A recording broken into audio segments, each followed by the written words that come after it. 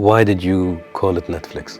One of the biggest business stories in technology. An empire that took everyone in Hollywood off guard. Marc Randolph. Marc Randolph. Marc Randolph. Are you happy that you got rejected by Blockbuster? Of course. There's absolutely bad ideas. In fact, here's the things. I believe that they're all bad ideas. That there's no such thing as a good idea. What was Netflix's darkest moment? We were going broke being successful.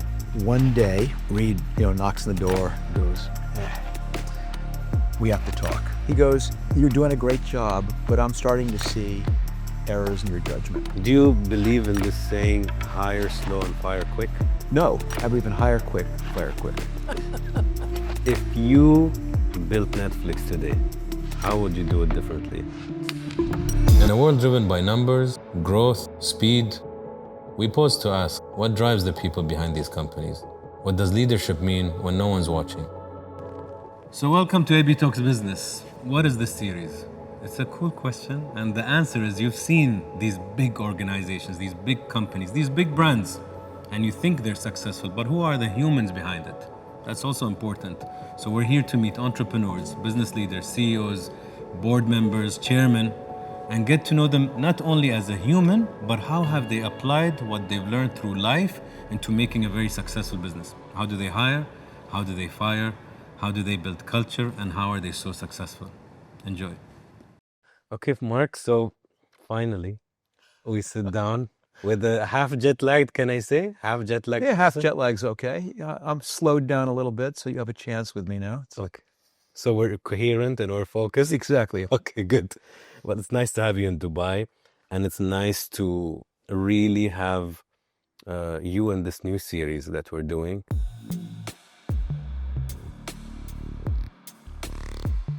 Certainly one of the things I've learned is how much there is an interaction between your personal life and your ability to be effective at business, and how the two of them, you can't just get one right and have the other one not work. Can you elaborate on that? That's interesting. We're jumping right into this, aren't we? You sparked something, because I had my uncle a while back, and I asked him, and I said, Uncle, how do you do your work-life balance? He's quite successful. And he said, I don't like that word. And I said, what do you mean? He's like, I don't like work-life balance. I prefer work-life harmony.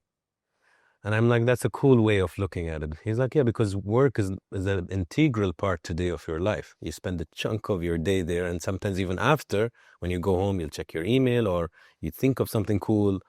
So he's like, don't keep splitting them. It's part of your life. Just have good harmony in it. Like in my case, for example, it's not work life. It's work, life, personal life, family. And so I'm trying to balance three things. To get your work effective on a long term, you've got to recognize, at least in my opinion, there's way more to life than work. And, I think I'm lucky in that I had my epiphany early in life. And at that point, I was, still an entrepreneur, and I was working all the time. I was, working nights, and I was working weekends. At the time, I was living with my girlfriend, who's now my wife, and it kind of began to dawn on me, maybe with some nudging from her, that this was not a very sustainable state of affairs if I was going to try and stay in a relationship. And it really set off this whole way of thinking about, if I want to have both things in my life, how do I make that happen? And as you probably know, when you're doing startups, that's really, really hard, because startups are a very demanding relationship in and of themselves.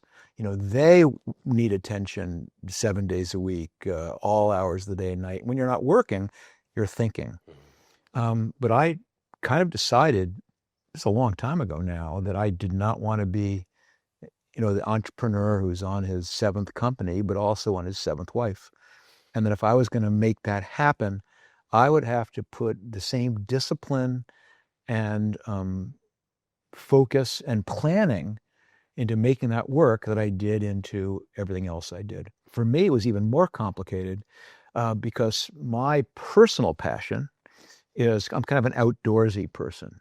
So I do mountain biking, and I do backcountry skiing. I've unfortunately fallen in love with these activities that make me whole, that can't be squeezed into a half hour between two meetings. As I was thinking to myself, how do I make this happen? I go, okay, this is going to have to be some work. And I really planned it out. It's been a fascinating process, and quite frankly, I'd say that's much more the life's work that I'm proud of rather than the companies that I've started.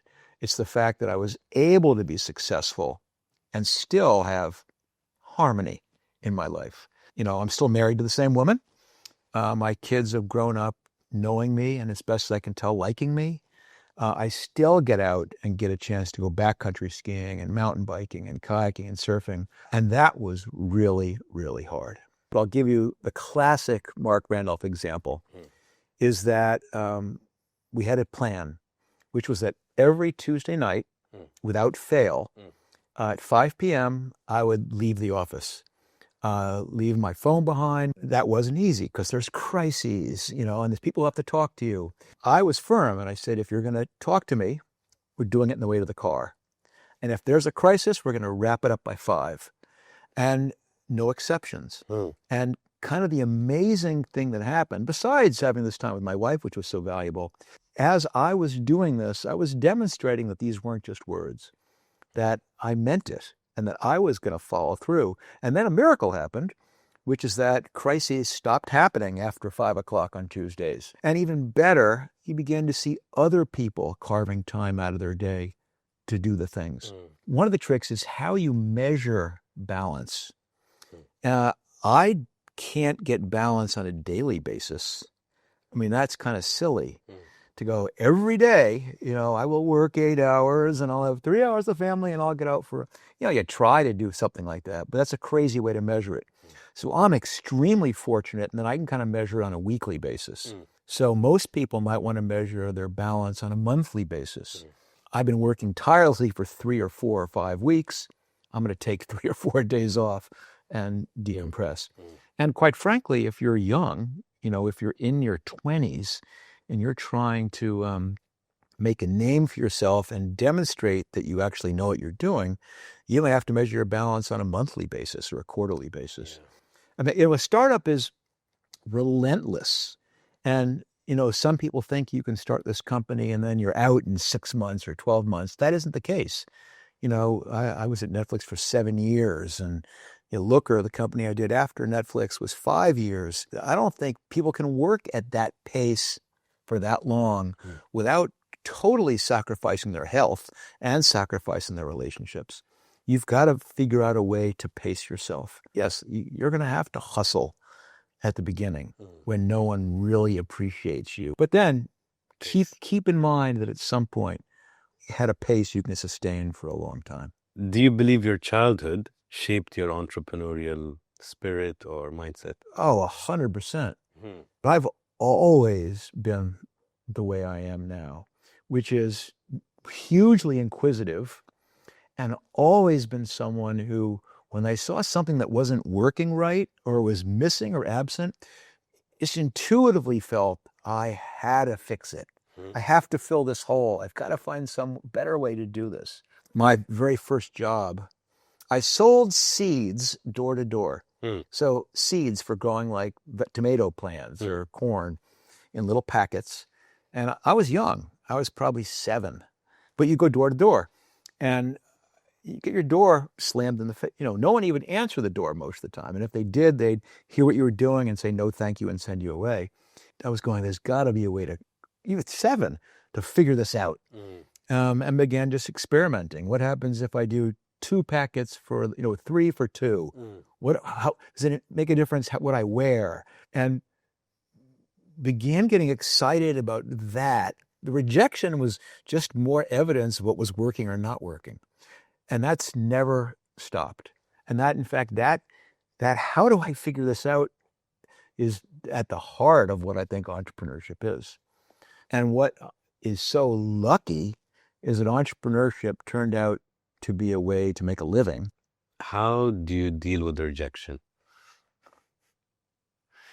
You're going to be constantly being told that what you're doing is wrong. You're going to be constantly told, as I was, that's never going to work. And you have to have this perseverance and confidence that, no, I'm going to figure this out, paired with an ability to listen.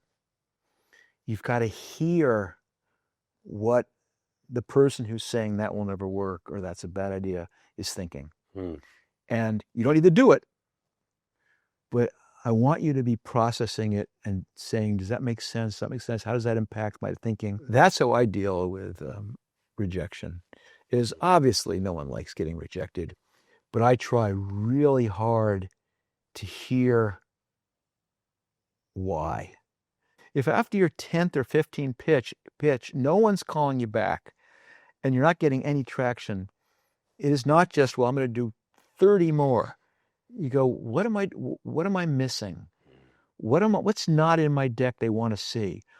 What's the fundamental problem they're seeing here that I may not be seeing? I'm not saying give up. I'm not saying don't factor in what they're saying and say they're wrong. But for God's sake, listen.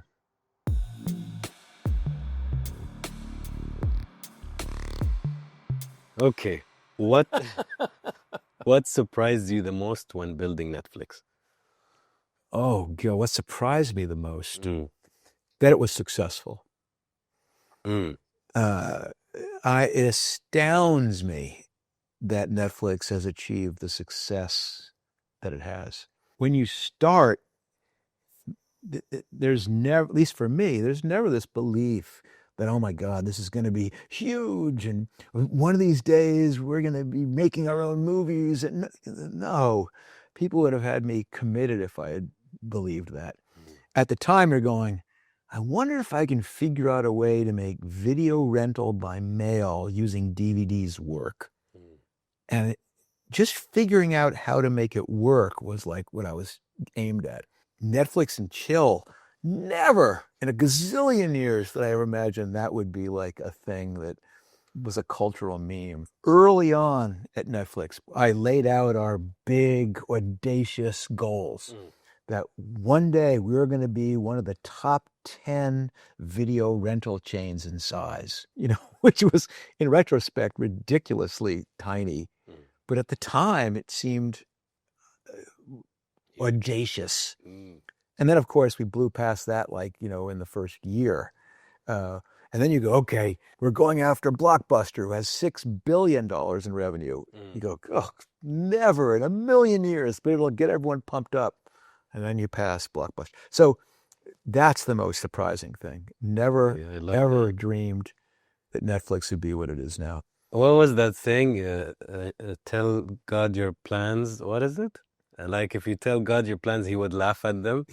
Okay, That's exactly. And I think life is so funny like that. I mean, I'm a mechanical engineer and I interview people. It's just so random. And I have a hair salon. Like the kind of businesses I started, I would never, if I talked to myself back then, I'd be like, come on, Anas, what are you talking about? But it's the beauty, I guess. What was Netflix's darkest moment and how did you push through? That's a longer story, but we have time. We have time. I'm here to listen as long as you have time. So to set the stage here, it took us, once we launched the company, it took a long time to find a model that worked. Netflix didn't look anything like it looks like now. It was a video rental by mail company. You'd come to the website, you'd choose a movie, and we'd mail it to you. Watch 7 days, mail it back.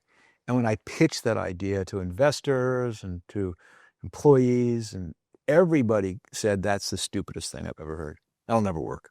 It was a terrible idea. It didn't work well at all. It took us a year and a half to figure out a model for how to get people to rent DVDs by mail that actually we could make money at. What we came up with was subscriptions, where you mail a disc to someone. They could keep it as long as they want. They can only have a certain number at a time. And when they were done, they'd mail it back. We'd mail them another one. No due dates, no late fees. And they didn't need to pay each time they replaced a disc. They paid a monthly subscription. And amazingly enough, that worked.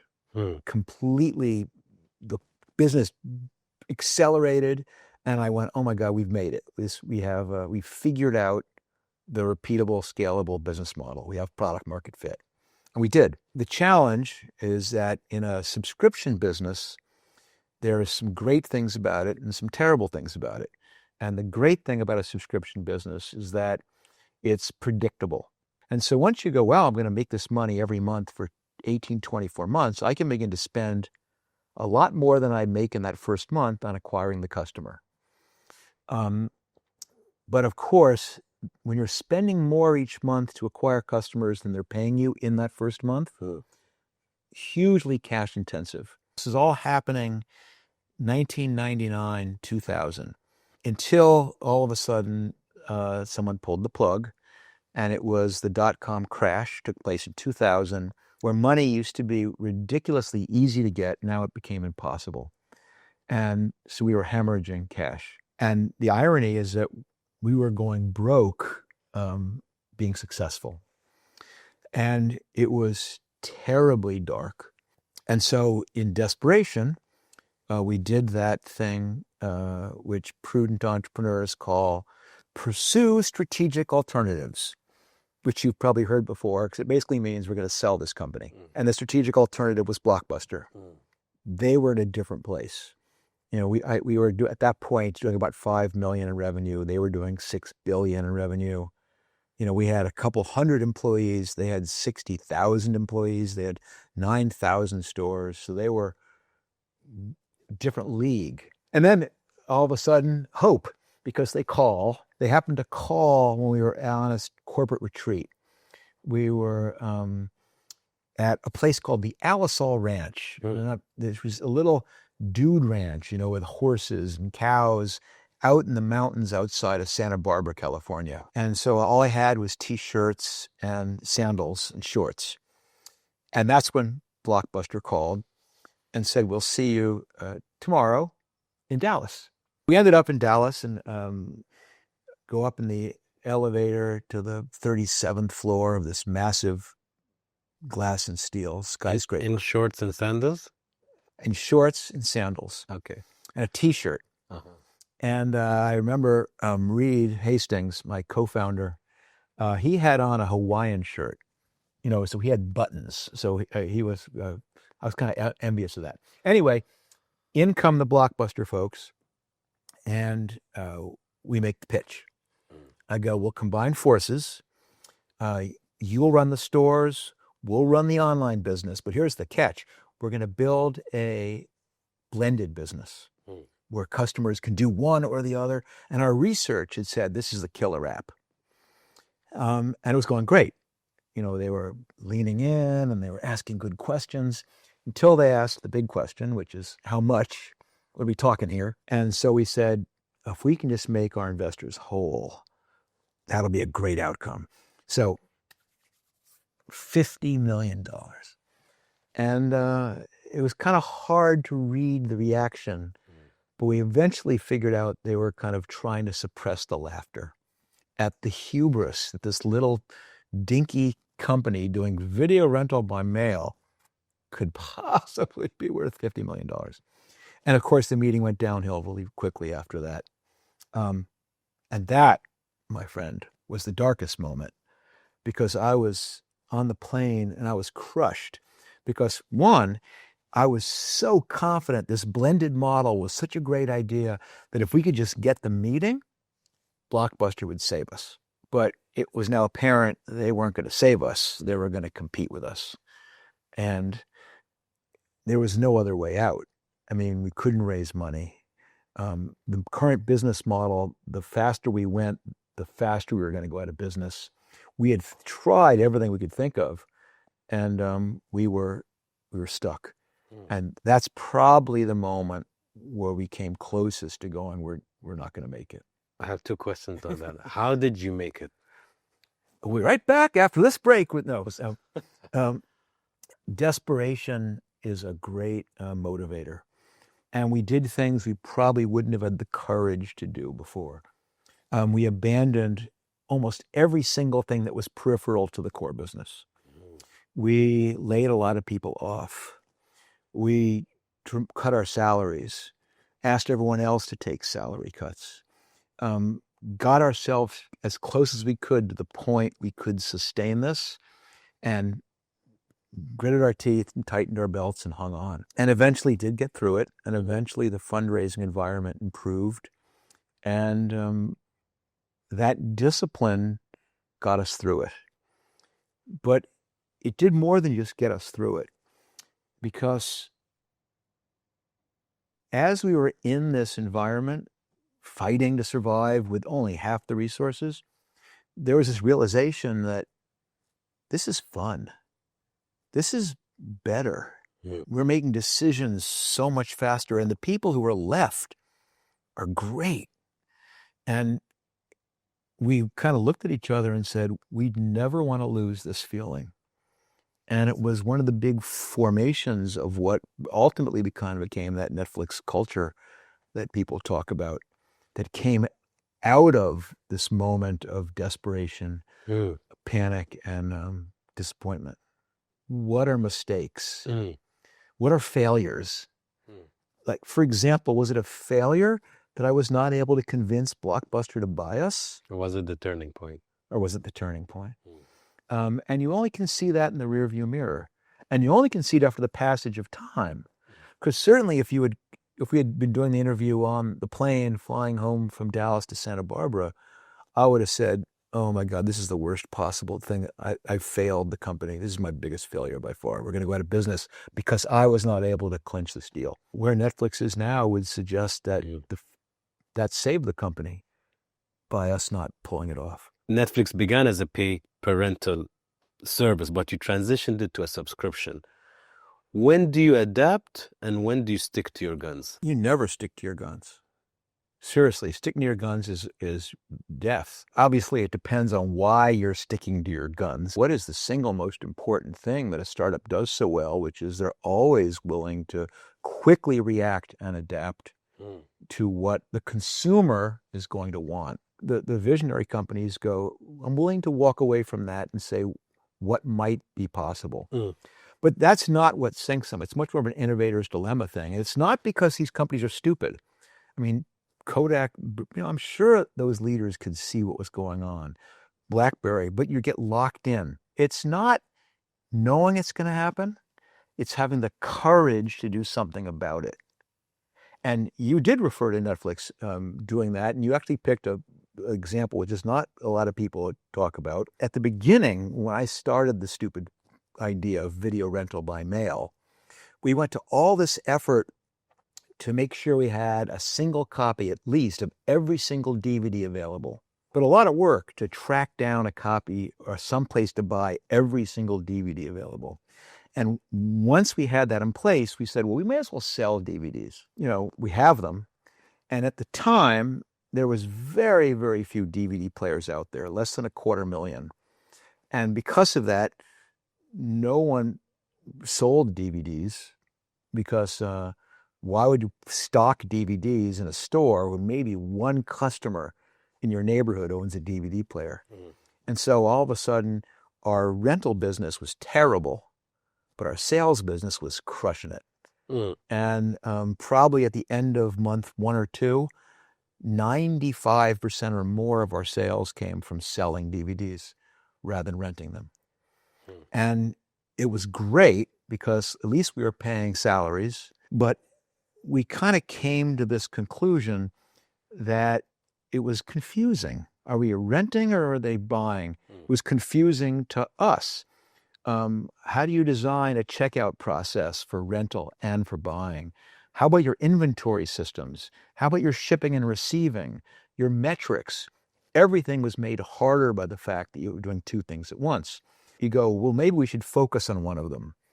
And you go, well, should we focus on sales, which is paying 95% of our salaries and is going to be a huge business for at least the next 2 years, but is eventually going to go away.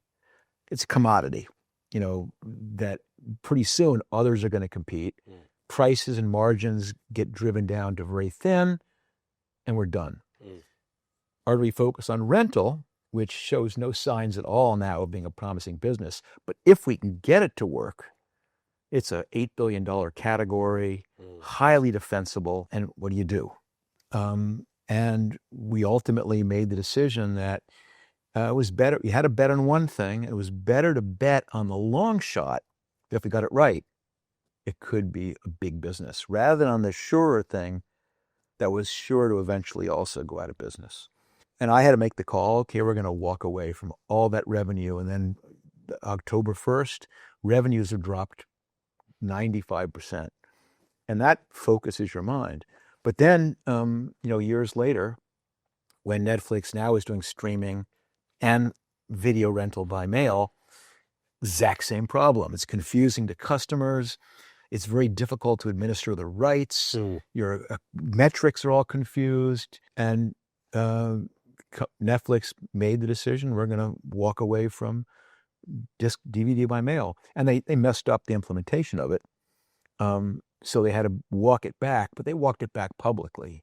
But internally, DVD was dead to them. Like for you to decide, I'm going to get rid of the 95% revenue generator and focus on the 5 is a huge risk. I think any board member, like, what are you doing? You're crazy. But you have to think, it's kind of how you explained it very logically, but most people are allured by the money now. Then in 3 years, would I still be making money or I'll be out? But that's why I use the word courage. It's not knowing that it's a bad idea. It's having the courage to do something about it. Making the decision to tank your stock, no one's going to do that. You'll get pilloried. You'll get kicked out. There's so much pressure on maintaining share price. Couple things here. One is that go look at the Fortune 500 from 30 years ago. You'll be astounded how few of them are still there. It's because of that. It's because the world changes, and it's not like the CEOs and boards and managing directors of these companies don't see it happening, but they go, we can do it in a year when I'm not the one making the decision. We'll push it off to somebody else. 1 quarter is not going to make a difference, but you accumulate 16 quarters, and all of a sudden you can't dig yourself out of that hole. It's brutal, but quite frankly, it's why it's such a wonderful time to be an entrepreneur. So we know the Steve Jobs story and how he started Apple, and then he was more pushed out at a certain stage. When it comes to you, I know you left Netflix in 2003. Was it a personal decision or you were also pushed out? Oh, no, it was a personal decision. Okay. Netflix got to a point where it was doing great. I mean, we'd really nailed the business model. We were making a lot of money. We had gone public, so we had the resources and the reputation. Don't get me wrong, I loved this company. I mean, that was my baby, and I wanted to right its wrongs and fight its battles and all those things. But over those last year or so, I kind of slowly began coming to this conclusion that I'm a small company guy. I love solving small company problems. And the types of problems that I was now solving were not small company problems, they were big company problems. And I kind of began realizing I don't like this. But I also came to a more profound realization, which is I'm not very good at it. I think it's time for me to begin working my way out. And at the time, we were a public company, and it's very difficult for a public company to have someone who's a founder leaving, so we had to do it slowly and gradually. But I began passing off responsibilities to other people at the company, and left, and zero issues, because it kind of comes down to this definition of success. And a lot of people think that the definition of success is how much money you make, or what your title is and what size company, and he's a successful guy. I think success is having the opportunity to spend your days doing things you're good at and that you enjoy. I'm lucky that I figured out early, even before the work-life harmony revelation, that I love building companies. Love those problems when companies are small, trying to find their way. And here's the immodesty alert. I'm pretty good at it. I just have some skills, both that I've learned and that are innate, that allow me to kind of navigate my way in that world successfully. So I should do that. And I have. I left Netflix, and I've now had a chance I've started another company but I've had the chances to work with scores of other early stage companies, helping them hopefully have some of the same success that I've had. And Reed, he's different. He's wired very differently. He loves playing that three-dimensional chess on a global strategic, and he's really, really good at it. And so, and he's now stepped down, but he ran that company for another 15 years after that, and did it, and loved every minute of it. And I've loved every minute of it, of what I've done since then. And I'm still very close friends with the company. Reed and I still talk all the time, good friends. So. And I've always referred to certain interviews the art of quitting, because we talk about quitting as a negative thing, but sometimes quitting is actually a very good thing. Knowing when to leave a relationship or a job or a business and not be so codependent or toxically attached to it that you're actually being more a liability than an asset. So. It's such an interesting dynamic. I'll give you an even more difficult moment to illustrate that. One of the hardest things to do as a startup CEO is say goodbye to people. And you have to do it all the time. When you start, you might surround yourself with a dozen people who are handpicked, who are these incredibly smart generalists. Pick someone who will adapt and is great at quickly changing direction, all those things.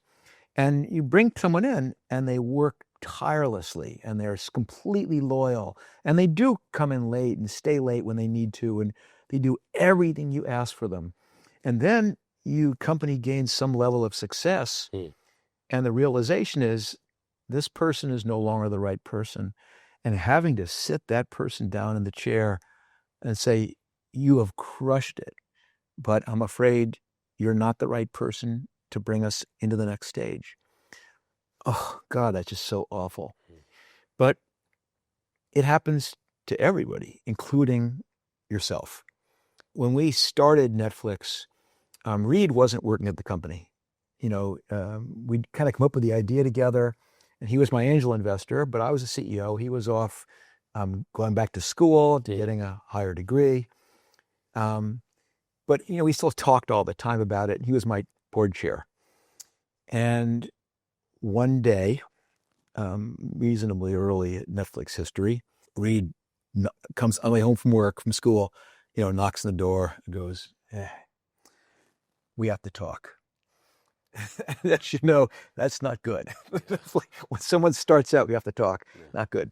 So Reed opens up his laptop and begins walking me through this PowerPoint about things I've done well. And I go, wait, Reed, geez, I am not going to sit here and let you pitch me on how I suck. And he goes, okay, closes the laptop. And then gets into the meat of it, which is really the point. And he goes, you're doing a great job, but I'm starting to see errors in your judgment. And they're not a problem now, but we're growing, and we're growing quickly. And I'm concerned that where there's smoke, when we're at a larger size, it's going to be fire. Reed and I have always had this incredibly honest relationship. It's what drew us to each other at the very beginning. And so I knew I had to take what he was saying at face value. He did not have a hidden agenda, some ulterior motive. He really was concerned about my leadership. He wasn't firing me. He was proposing that he come and join Netflix full time, and that we run it together, as him as CEO and me as president. That was tough, because when you start a company, you have this dream that you're going to be the CEO of this big, successful company. What becomes apparent after a while is those are actually two different dreams. There's the one of you being the CEO, and there's the one of being the big, successful company. The big, successful company dream is not just your dream. It's certainly your employees' dream. It's certainly your investors' dreams, and maybe even your customers' dreams. And you kind of have to say, am I willing to sacrifice one dream for the other?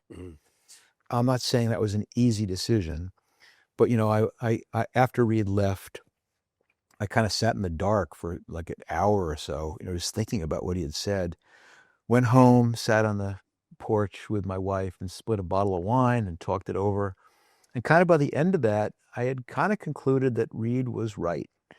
Not that I was a bad CEO, but that the company would be stronger if we ran it together. And that if I really believed in this company and doing everything I could to make it successful, I had to accept that I'd be willing to share this with somebody else. It took weeks, month or so to kind of get fully comfortable. But, you asked about some of the toughest times, but in some ways, probably the best single decision I ever made at Netflix was letting Reed willingly come in and run the company together with me. Because in many ways, that was the renaissance at Netflix. Those next 4 years, almost everything significant that we accomplished, we did during that period. And then certainly if you look at what Reed's accomplished in the 20 years, you certainly can't argue with that. And it all came down to the fact that I'm saying I'm not going to run the company on the ground just so I can be the guy doing it.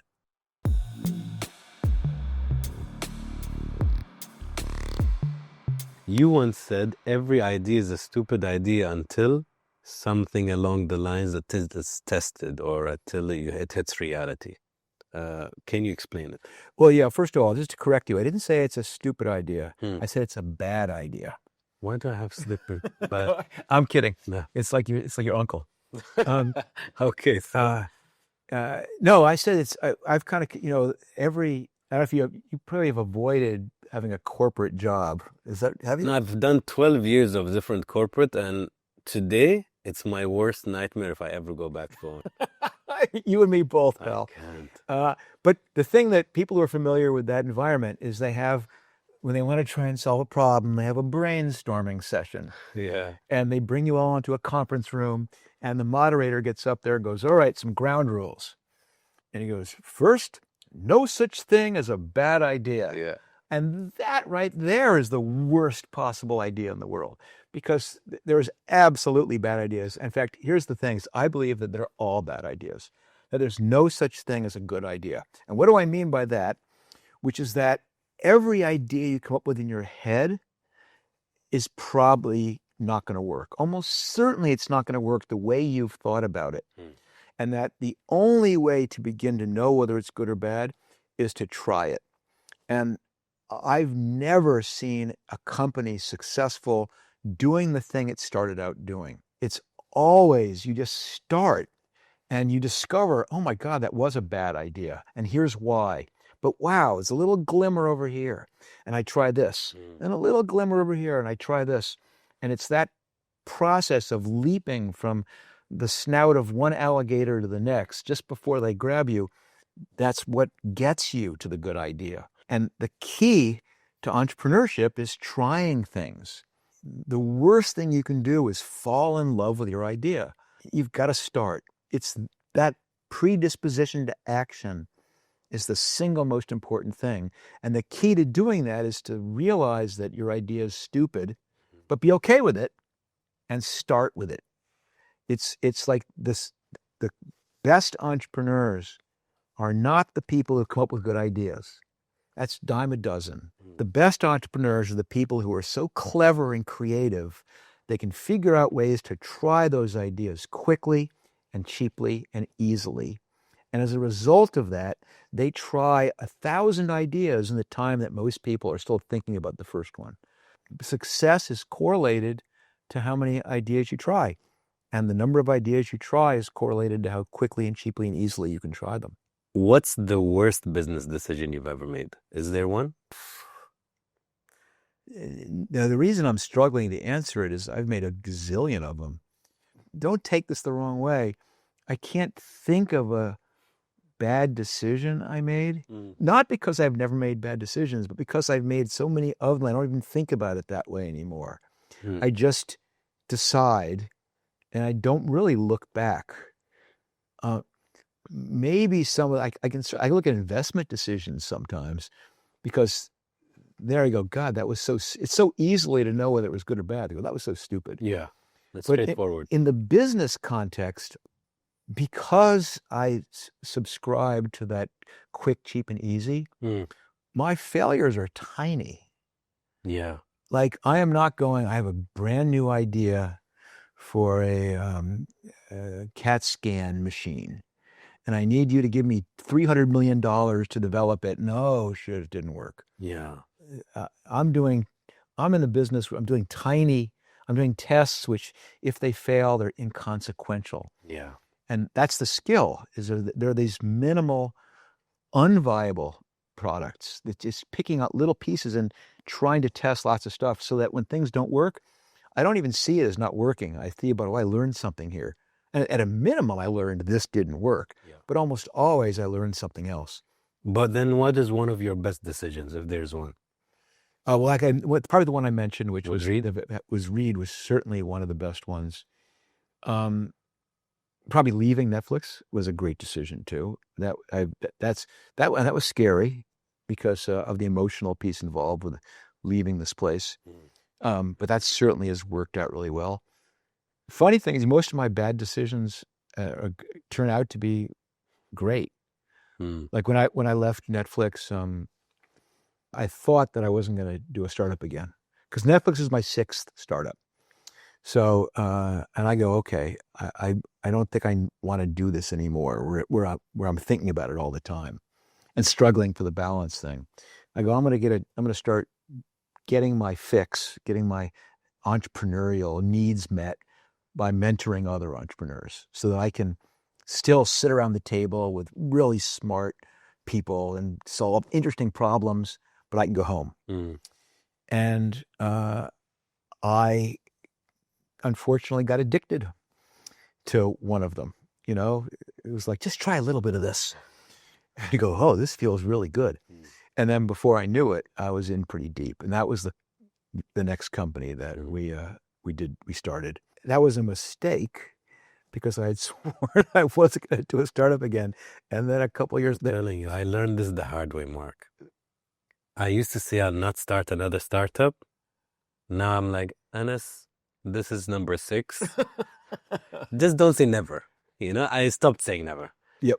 That's really, really interesting. And I probably should, don't tell my wife, but you're probably right. Because she's going, you're done. It's in our blood. We're problem solvers. So you find the right problem and the right solution. You're like, oh, I need to do this one. It's so cool. Like it fits with my... 100%. It's like we were taking back the beginning of our discussion. That is the compulsion. And I find it as an entrepreneur very tricky. Should I stick around one more year or should I leave now? Because sometimes you're feeling you're one step away of something getting accepted. WhatsApp beating a BlackBerry Messenger. So I don't know if you understood my question, but when do you stay more or leave? No, it's the predominant startup question, which is when do I quit? The real answer is I have no idea. I don't know how to quit. I mean, I'm sure I should. I don't. I quit when someone forces me, when I run out of money, or when, I very rarely turn around because I've expended too much time. The thing, a friend, Uri Levine, who founded Waze and a bunch of other ones, he says, you fall in love with the problem, not the idea. And if you're chasing the idea forever, give up really, really quickly.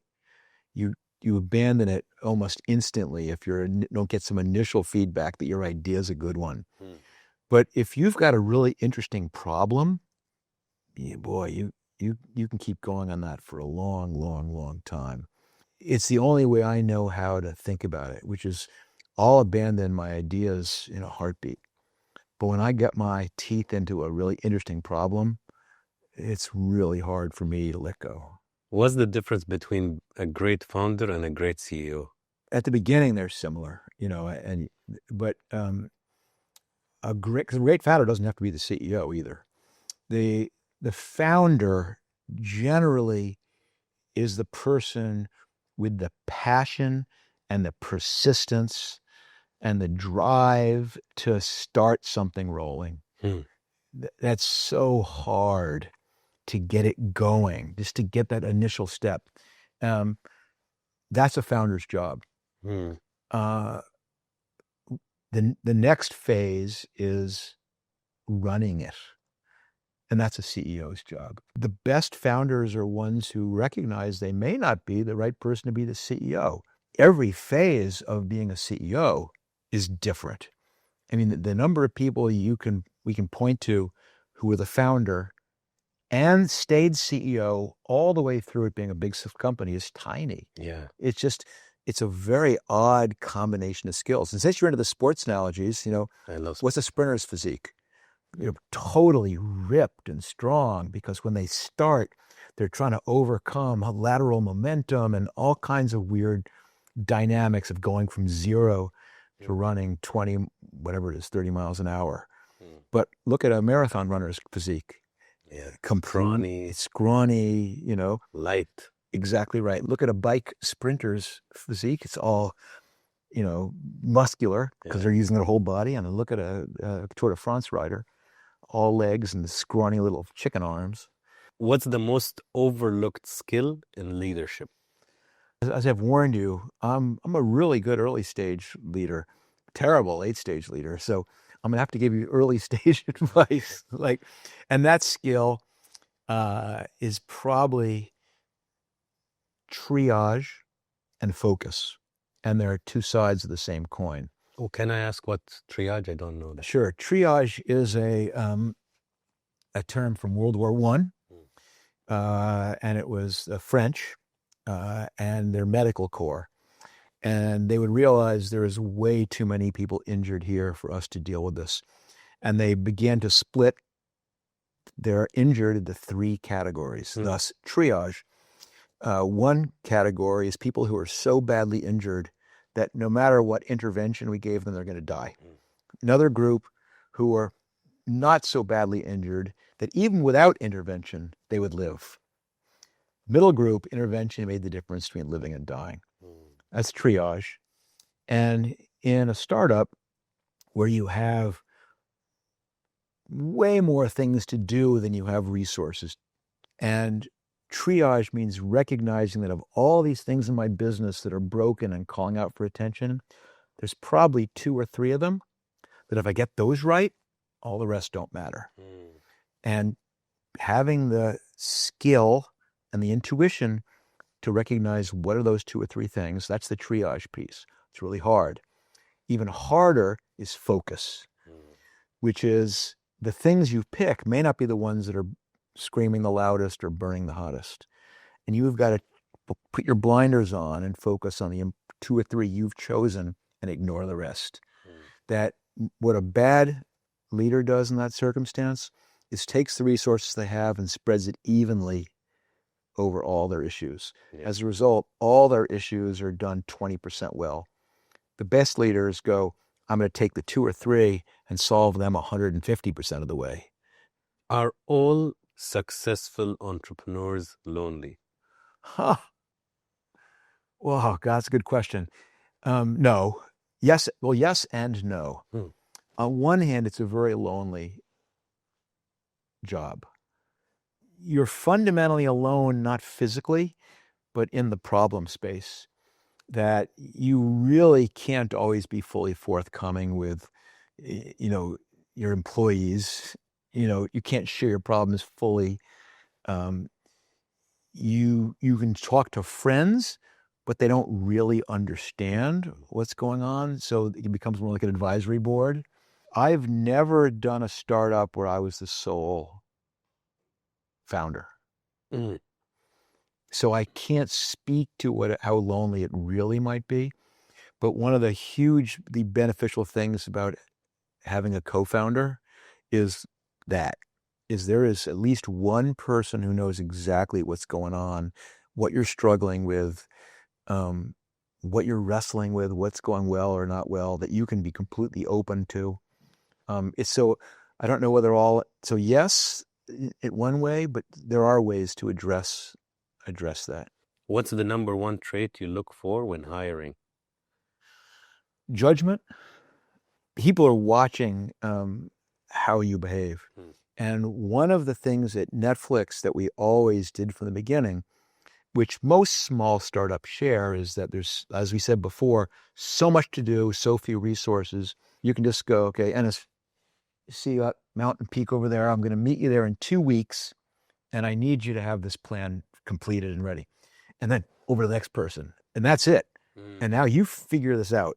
You're going to bump into stuff we couldn't anticipate. You're going to figure out the right way to do it. What does it require? But 2 weeks later, yeah, there you're going to be. It's all done. You're bloodied, maybe, and bruised, but you got it finished. And that's how a startup works, because you've handpicked these people who have the judgment and responsibility to do those things. What Netflix, and in fact, all my companies have tried to do is build a culture with no guardrails. What happens if we design a company for people with good judgment? Sometimes people are so obsessed with hiring perfectly that the process goes on for 3 months and they've got 9 levels and they meet, but it's ridiculous. Yeah. You can get a pretty good sense. You're looking for a batting average. He's getting back to our analogies here. I'm not going to hit 100%. Yeah. But I'm going to recognize that I make mistakes and I'm going to address them quickly. Do you believe in this saying, hire slow and fire quick? Yes. No. I believe in hire quick, fire quick. Hire quick, fire quick. Oh, Yeah. you have an adjustment to it, yeah. I'm not capricious about it. And so, I mean, I'm careful, but I'm not obsessive. That's kind of what that's kind of what I'm saying. Yeah, I think what you're saying is also it's a calculated risk, but a risk nonetheless. At some point you get it wrong. So. Yeah, one of the tricks that I use is that I don't hire you based on what you've done. I hire you based on what I think you can accomplish, what I need you to accomplish. And most of my framework before I hire the person is, what do I need this person to accomplish? Patty McCord, again, the HR, she said, picture it's a movie, and how does the movie end? What's the triumphal, this person in a year and a half, they built this department, have they opened up the European office, and now, what's the scenes leading up to that? What do they need to do to accomplish what you need them to accomplish to be effective in the business? And hire for that. What's a common mistake in hiring? They're a good person, quote unquote, overwhelm the process. You know, man, you just touched something, because recently I was talking to HR. So yours is Patty? Yeah. Ours is Lenin. Right. So I was telling her, I'm like, listen, when you have an employee that is really nice and sociable and everybody likes them, you become biased to thinking they're good employees. It has nothing to do with competency. I wish they're nice and competent, but don't get under the illusion just because you like them. Nice doesn't equal effective automatically. I couldn't have said that better myself. And so when you're setting up this interview process, you've got to make sure you've weeded that out, and we'll be extremely specific. So for example, if you're bringing someone in and they're going to do something, what do you have to accomplish? And you go, they've got to have some skills here, skills here, and skills here. I will assign out those 3 skills, and I'll find someone either inside or outside of the company who can evaluate whether they're going to be able to accomplish or need them to accomplish. I want them to come back and report on, will you believe, based on your expertise in this area, they can accomplish the things I need them to accomplish in that area. You have an obligation to the employee to be decent to them, but you have a deeper obligation to the other people you have to work with. What happens is, first of all, if there's a problem, it's not just obvious to you, it's obvious to everybody. And when you don't deal with it, there's 2 things that are disastrous. One is everyone looks at you and goes, well, either he's weak or he's stupid. He doesn't see this person is dropping the ball, they're stupid. Or they see this person is dropping the ball and they won't do something about it, they're weak. We're not a family. We don't, we're all family here. No, you're not. You don't fire your family ever. We're not a family. And we're a sports team, but we're not a little league sports team. We're a highest level sports team, where if this person is not performing at their position, my job as coach And my obligation as coach and manager is to replace that person. My obligation is that the other two players, the other strikers need the best possible half midfielder they can get. Yeah. That's my responsibility to them, to the fans, to the owners. That is to field the best possible team, not, oh, come on, we'll overlook that we're never winning because this person's a great guy. How do you know when it's time to fire someone? It's obvious. You think? Absolutely. Okay. I don't think that the decision that people go through, should I fire this person, is not, are they doing a good job or not? It's usually something ridiculous like, is it a bad enough job that I can do this without feeling bad about it? You know when someone's not performing. Everyone knows when someone's not performing. They know when someone's not performing. It's the worst possible thing in the world is this thing called the performance improvement plan. You know, that is cruel and unusual punishment. It basically goes, all right, Ennis, Your shit. you suck. I know you suck. You know you suck. But we're going to go through this little dance for 3 months while you prove to me and everyone else you suck. How is that the right thing? That's so indecent. The right way is to go, listen, we know it's not working out. Let me help you find a great job that suits you better. I'll write a great, recommendation because I do think you're a good guy. You're just not the right guy for what I need right now. One thing I do is when I tell you, let's say you have Tom working for you. And I say, Tom takes $15,000 a month as a salary, right? The way I deal with it is if I feel the employee is a bargain, like he's worth 5 times that, I know I have somebody that I'm like, man, this is such a core player. If you tell me $10,000 for a Tom and I'm like, is he really? That's a bad sign. And I use this a lot. If I feel anybody is like, man, I wish I could give him more. And when we do well, we'll give him more. Then it's a good person. But if you're like, a bit too expensive, no, I'm not sure that works. That's a great technique. I mean, Netflix has a version of that they call the keeper test. Okay. And the keeper test basically says, imagine if Tom came to you and said they were leaving, how hard would you fight to keep them? But I have an issue with that. If somebody quits, you know what I do, Mark, when people come to me with that let's talk kind of approach, before they sit down, I'm like, is this a decision or a discussion?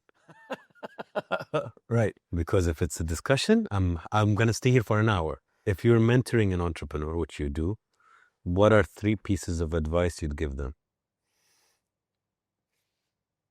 Have a life.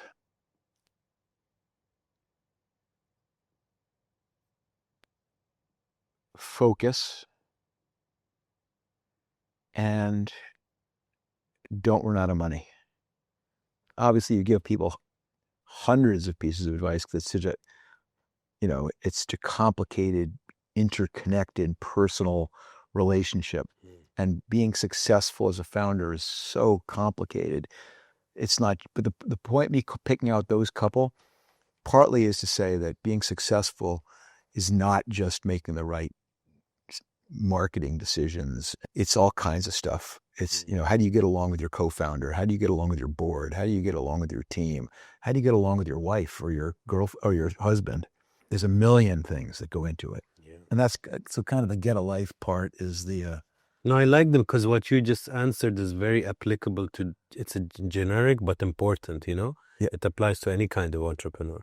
And it's my last question. What does success mean to Mark today? It's a combination of 2 things we've spoken about today. 2 of the companies I started were multi-billion-dollar market cap companies. And then other ones that I've had multiple IPOs. So on those checklist items, I go, okay, great, successful that way. But that's not the thing that I look back on with pride. It's more I look back on those with curious, wow, how did that happen? The thing that I'm the proudest of, which is what I mentioned before, is I get to spend my days doing the things that I really like doing and that I enjoy. And I just count my blessings that for almost my entire career, I've never not been excited about going into the office in the morning. It's the people, it's the problems, it's how I get to spend my time, my day. And wasn't happenstance. I worked very hard at that piece of it, surrounding myself with good people who I liked being around, building these fun cultures at a company, working on interesting problems. So that's certainly a big piece of success. And the second big piece of success for me is that I've done it in a balanced way. That as I said, that I am still married to the same person and that we still get along great. And my kids grew up knowing me. I was not absent. Even when the brutal days at Netflix, I'd come home and have dinner with them, even if it meant I had to go back to the office and work until the wee hours.